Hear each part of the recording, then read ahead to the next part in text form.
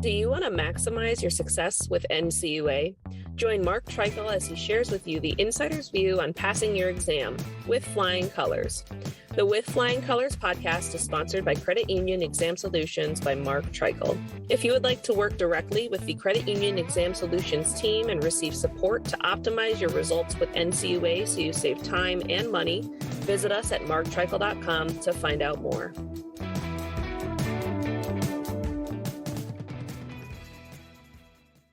Hey everyone, this is Mark Treichel with another episode of With Flying Colors. Excited today to be here with Steve Farrar and Todd Miller. You've heard them here often. And guys, how you doing today? Doing good. Still doing good. Glad to hear it. Doing well as well. Doing well. All right. And so some listeners may have not heard, they may be new, but as a refresher for the old time listeners or the new listeners, Steve, why don't you give a little bit of your background and what you did at NCUA before retiring from NCUA and then changing teams with Todd and I and helping credit unions? Okay. Yeah. I can break my 30-year career at NCUA into two separate pieces. The first 15 years, I was in the field predominantly as a problem case officer, working with credit unions primarily on the West Coast, but got involved in projects throughout the nation. Then I spent the next basically 15 years in the central office in the Division of Risk Management, involved in multiple projects there that get me very interested and engaged in doing the enforcement manual, the corporate resolution, risk-based capital, which I finished up right before I retired, and it took forever for that to come into place. Then in retirement, I did get called in and worked at a conservatorship for NCUA as the chief financial officer. That was kind of my changing over from being an NCUA to being on the side of working with the credit unions closely. And then I've been working with Mark since he started his agency. Very good. And Todd? So I spent right at 34 years with NCUA. I can break my career into maybe three pieces as opposed to Steve's two. I spent the first decade roughly as an examiner and problem case officer in the Western region. That middle third of my career, I spent it as a regional capital market specialist in the Western region. That also involved a lot of training of examiners on interest rate risk, liquidity, and investments. Involved writing policies for NCUA's interest rate risk and liquidity reviews at that time. And then the last 11 years of my career, I spent it as the director of special actions in the Western region, supervising problem case officers and supervising regional capital market specialists. Sat on more than a few committees during that time frame that were internal to NCUA, including their supervisory review committee. All in all, it was an enjoyable 34 years. I retired and Mark gave me about 3 months off and called me and said, "Hey, can you come back to work for the other side?" And I said, "That sounds fun." And it has That's been. right. And we've been having fun ever since. Some of our best war stories, some of our greatest accomplishment, some of our proudest moments in credit unions was when a credit union became troubled, right? And went into special actions, or as a principal examiner, you work with the credit union, they have some issues, you get a good working relationship going, credit union takes it serious, and lo and behold, they might come out stronger. But to get to that point, you have to have a setback first. Your CAMEL Code 1, 2 forever, some bad luck comes along or some bad decisions come along. NCUA gets a little bit more aggressive, codes you a 3. We did a podcast on that. We published last week on that. Now we're in a credit union that has transitioned from a 3 to a 4 or from a 2 to a 4, which happens on occasions when stuff goes awry. And that's what this podcast is about. It's about becoming a CAMEL Code 4. And I'll never say camels. It's camel to me. They added the S, but in my mind, it's camel. Camel, you're a CAMEL Code 4. And so you're a CAMEL Code 4. So now what does that mean for the credit union? What does it mean for NCUA? What should a credit union be expecting? What are your thoughts relative to a downgrade just happened today? What does that mean? From NCUA's perspective, once you become a CAMEL 4, they generally see you as a credit union that's exhibiting unsafe and unsound practices or conditions. They think risk management practices are unacceptable relative to the credit union size and complexity. They may even have some concerns whether management is willing and able to correct the nature of these problems, which they consider severe. And as such, it informs their entire supervision process and their administrative record process. At this point, they are building an administrative record, so if things continue to go south, it enables them to take other actions. So they're starting that whole building block of a formal administrative record. So the first thing as a code for what it means is you're going to be under some form of administrative action. In most cases, that's an unpublished letter of understanding and agreement.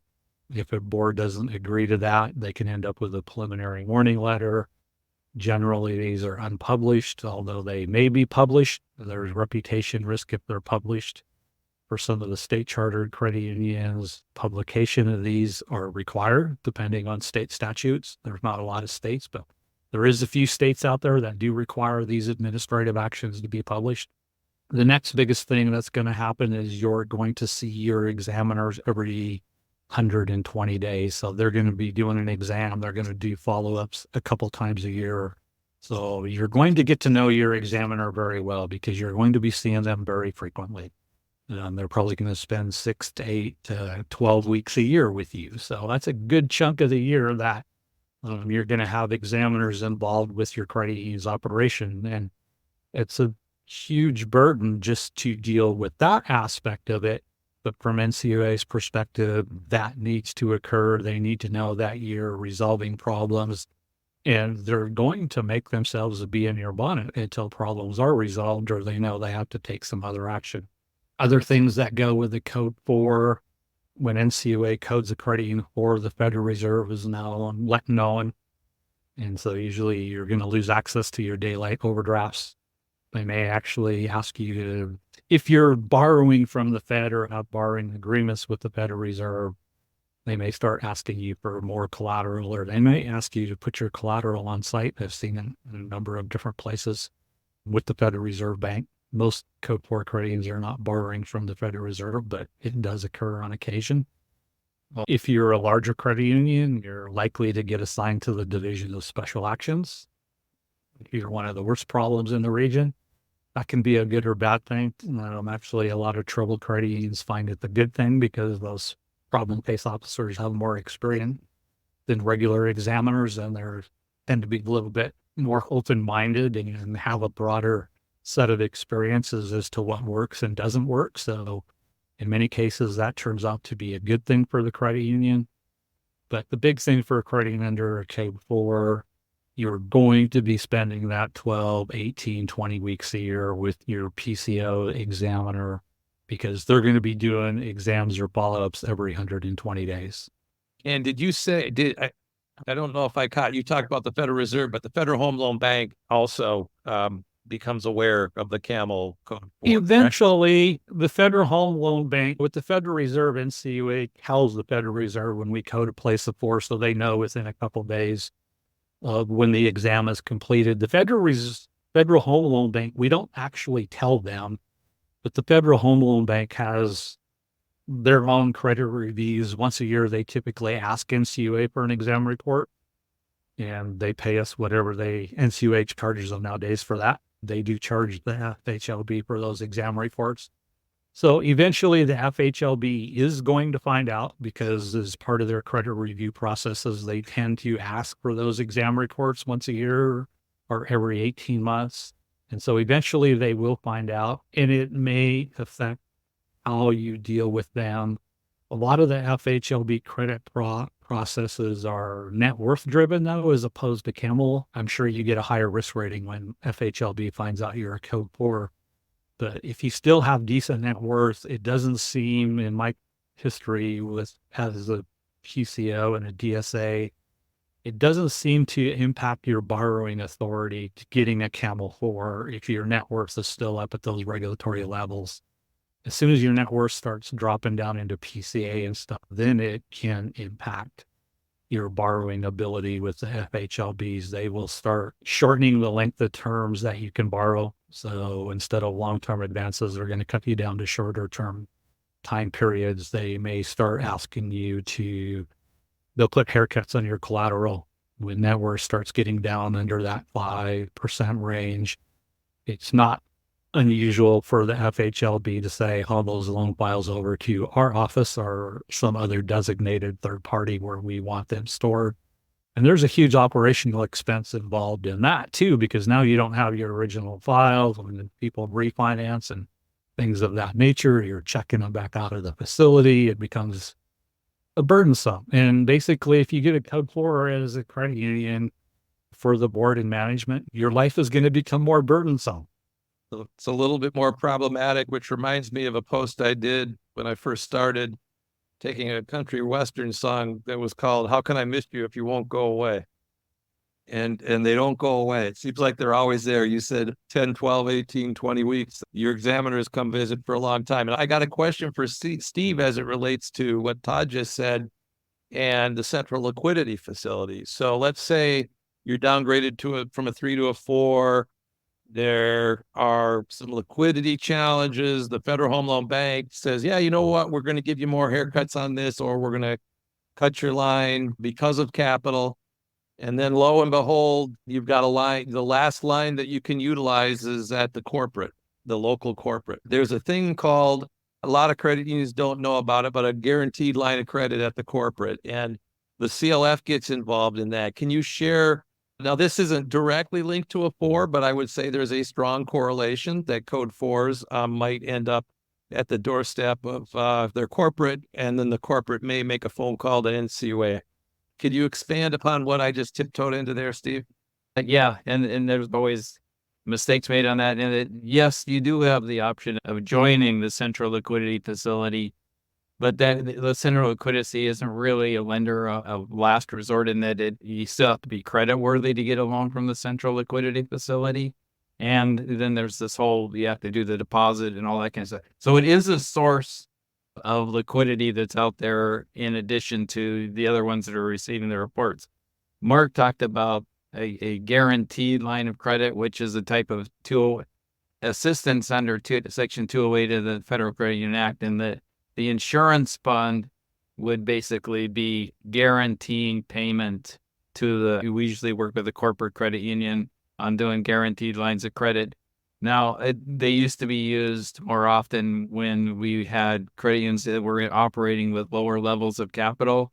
But since PCA, they're really rare that we would do those. And you might see it in terms of if you are in conservatorship. Now, the other thing that I wanted to bring up on that is as credit unions get to be a CAMEL 4 and they're larger, it can start to have some impact on the NCUSIF's equity ratio, because the math is there's the same as your credit unions. As your delinquency on your portfolio increases, you have to have more money set aside for the expected losses on that. So the same thing happens as if credit unions' CAMEL codes become worse and they're larger.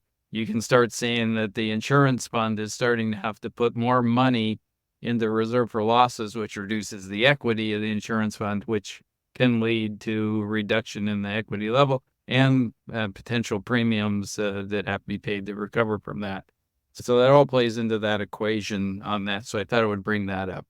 No, that's a great point. And when we talked about code 3s in our code 3 podcast, we talked about trends of large code 3s increasing, and that the smaller code 3s in number not the same, adjusting for mergers, but that the growth seemed to be that the average size of a code 3 was going up, because when a few big credit unions fall into that category, it can impact the numbers. And of course, if they slip into code 4s, as you're saying, that can increase the math on the calculation on what needs to be in the insurance fund. So far, the code 4 data doesn't seem to reveal too much. I don't know if you have that there in front of you, but are there any trends in code 4s that you've seen, or is that maybe what's coming around the bend? In the short run, they haven't increased the number. There's been 125 CAMEL 4s in December, and again in March it was the same number. But the assets and their increase from 5.5 billion to 7 billion. But if you look at like FDIC, sometimes runs a little bit ahead of recognizing potential problems a little bit faster than NCUA does. But in the same time period, they went from 52 institutions that are the problem bank, which is 4 and 5, from 52 to 60, but their assets went from 66 billion in those institutions to 82 billion. And that's what we're always concerned about is now that the delinquency is coming up and we're seeing more losses that are occurring on the credit side. And the credit side is where the insurance fund gets its losses. We can ride through liquidity and interest rate risk might cause an institution to fail. It doesn't generally cost the insurance fund money. Credit losses cost the insurance fund money. So that's why people get really concerned once you're a CAMEL 4 and that it needs to be fixed quickly. So it doesn't turn out to be a loss to the insurance fund, because I was always that NFL for the Football League has protect the shield. And I was always out there. My job is to protect the fund. I was a real cheerleader on that when I was in NCUA. And then at the end of the day, when all the people at NCUA gather at the bar, they would toast to the fund because the fund was paying their salary. You hung out with different examiners than I did. That was an East Coast thing. There's someone who may or may not be in the Office of the National Exam and Supervision who started, I'm not saying at what level, and not at the top, not at the tippy top, but there was someone that came up with toasting to the fund. And I don't know if they're a listener, but they're probably smiling right now. All right. And so go ahead, Todd. There's one more thing we didn't talk about that applies to CAMEL 4s is they're officially a troubled credit union under Section 701.14 of the regulations, and NCUA now gets a say in change of senior management officials and elected officials. So there's an approval process, and they have a right to veto various management changes or board changes. And that's just another administrative burden of putting the people in, putting their resume in, whether it's a board member or an official. Now, refresh my memory. Some of them can serve temporarily. Is it? So if you have a board election, they can serve for 30 days without that approval. I'd have to go back and read the reg. I think you have to send notice into NCUA like by the third business day or something that, hey, here's a change in our election. And I don't know, you got till day 7 or something or somewhere in there to actually send in the change in approval. You'd have to go look up the reg. I don't remember it exactly, but elected officials can serve for that 30-day period while NCUA processes that approval form. For senior executives, they need approval from NCUA before they can serve. And obviously the reason there is there's risk to the fund. They want to make sure who's ever put in place at an institution coded a 4 has the skill sets to help reposition and reduce the risk to the credit union, and then, of course, thereby reducing the risk to the insurance fund. It does say no to some of those. They do. They do indeed. I think we've all been involved in a few of those. More often than not, if you've done a good search and there's no skeletons per se in the closet of who you've selected, you'll see approval so you can get them on board and start dealing with the issues. Now, code 1s and 2s can get document resolutions. Code 3s, you're definitely going to have a document resolution. So now you're a code 4. You're going to have document resolutions, but those document resolutions might also then turn into what? In most cases, if NCUA's preferred path is they turn into an unpublished letter of understanding and agreement. That's the preferred, and the path happens most of the time. Some credit unions prefer not to enter into letters of understanding and agreement. So NCUA will issue you a preliminary warning letter if you refuse to sign that letter of understanding and agreement. It will say essentially all of the same items, increasingly reserving the right to publish letters of understanding and agreement. Historically, they do that in only rare cases. And like we mentioned earlier in the podcast, there are some states that have statutes that require them to publish those letters of understanding and agreement. Now, usually they bury it on their webpage. They don't issue a press release to the newspapers or anything because they would rather the public not know and create reputation risk for the credit union. But there are some states that will publish those letters of understanding and agreement because they have no choice. Their statutes require it. If you're a state charter, just know what your state regulations require if you fall into this task. There's a special thing too. So we talked about code 4s in general, but there's code 4s that start having challenges to capital. And once your net worth starts falling below those regulatory limits and you have that code 4, there's other implications too. You start finding out all your lenders want collateral.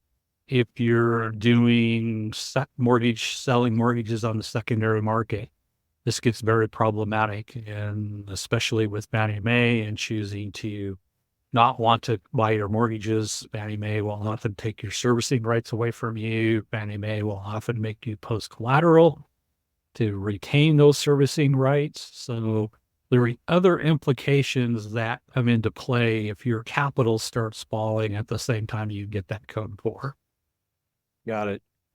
Yeah, so it's not a good place to be. You might get assigned to special actions. Generally speaking, after the shock and awe of getting assigned to special actions is over, generally speaking, I think our history has been that the credit union likes the better staff, the more educated, longer-term staff, the not so risk-averse staff that are in special actions, because sometimes they've seen so much more that they have a better context because of the journey that they've been on that leads to better resolution for the credit union. So anything else on code 4s before we do a short chat about code 5s?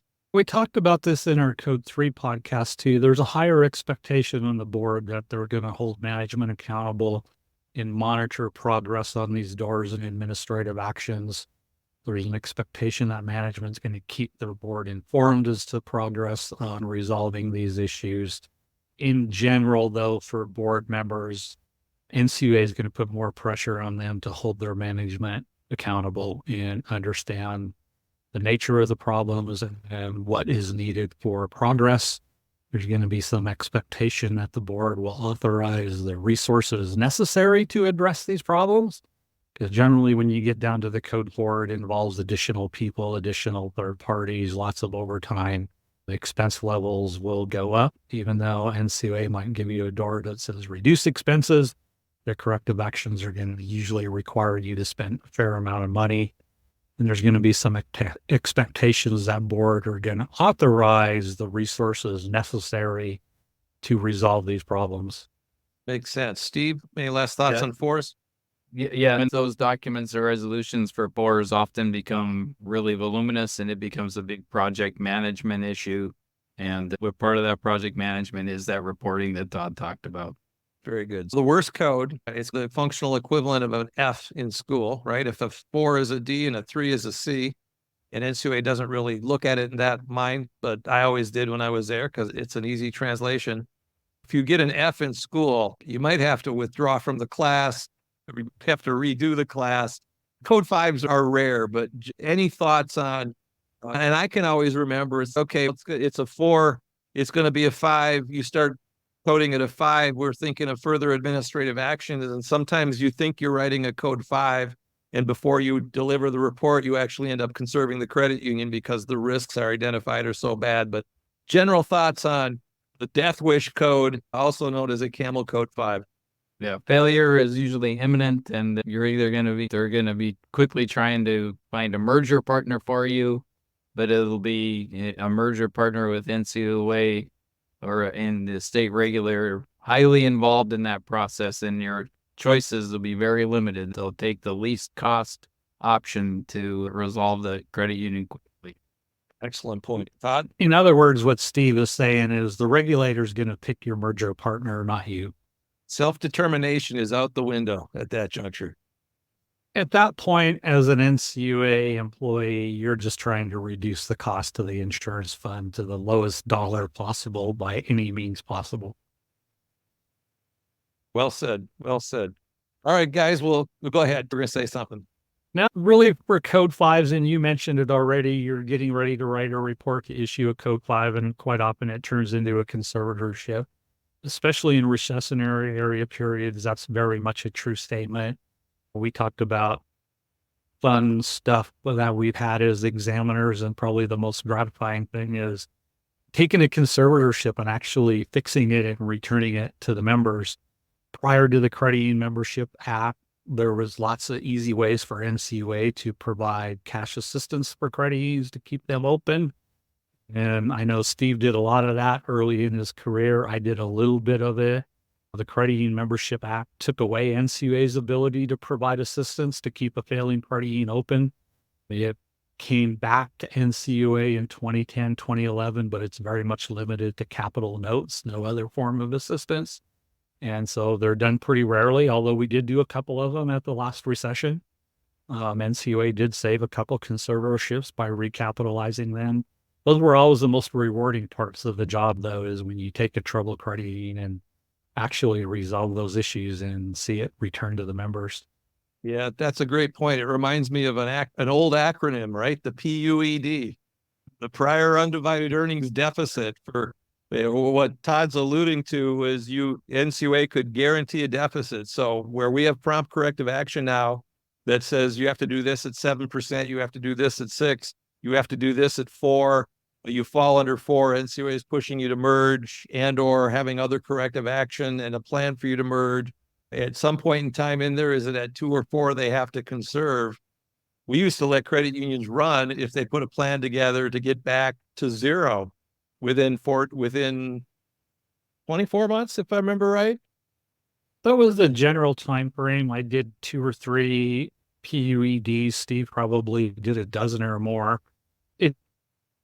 I understand the public policy point of view of why they can no longer do that, but I can also just actually look around today and see at least 5 credit unions that we saved that way that would have otherwise been closed in the early 1990s that are still here today in 2024. They were successful ways to preserve a credit union.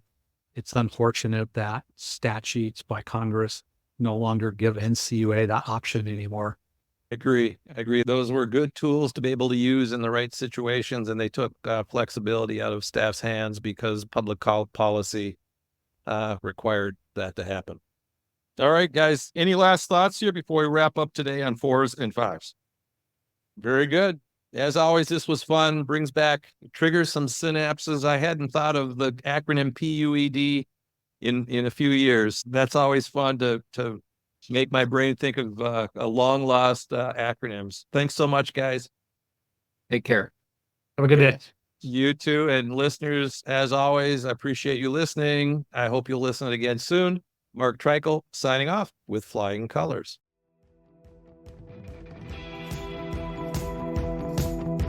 Thank you for joining us on this episode of With Flying Colors. Subscribe on your favorite podcast app to hear future episodes where subject matter experts of all varieties will provide tips on how to achieve success with NCUA. If you would like to learn more about how we assist credit unions, check out our services at marktreichel.com.